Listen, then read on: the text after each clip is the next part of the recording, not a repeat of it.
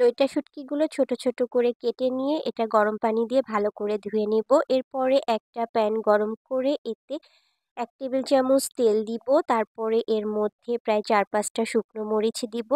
শুকনো মরিচ দিয়ে এটাকে ভালোভাবে নেড়ে নিয়ে এর মধ্যে আমি শুটকি মাছগুলা দিয়ে দিব। শুটকি মাছগুলা হালকা একটু ভেজে নিয়ে এর মধ্যে ১/২ চা চামচ লবণ দিব। এটাকে আবার ভালোভাবে একটু নেড়ে চেড়ে নিয়ে তারপরে এর মধ্যে দিয়ে দিব আমি ১/২ কাপ মতো রসুন কুচি। রসুনটা দেওয়ার পরে আমি এটাকে আবার ভালোভাবে ভেজে নিব। তারপরে দিব ১/২ কাপ মতো পেঁয়াজ।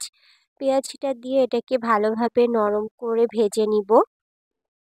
২টা বড় সাইজের পেঁয়াজ নিয়েছি এখানে। তারপরে এটা ভালোভাবে ভাজা হয়ে গেলে এর মধ্যে আমি দিয়ে দিব ৮-১০টা মতো কাজু বাদাম আর কিছু কাঠবাদাম।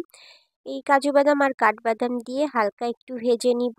এরপরে আমি এটা ব্লেন্ডারে বেটে নিব। আপনারা পাটাতেও বেটে নিতে পারেন। ব্লেন্ডারে বাটার পরে আমার সুস্বাদু লইট্টা শুটকি ভর্তা রেডি। লইট্টা শুটকি ভর্তা খেতে আমার তো দারুণ মজা লাগে।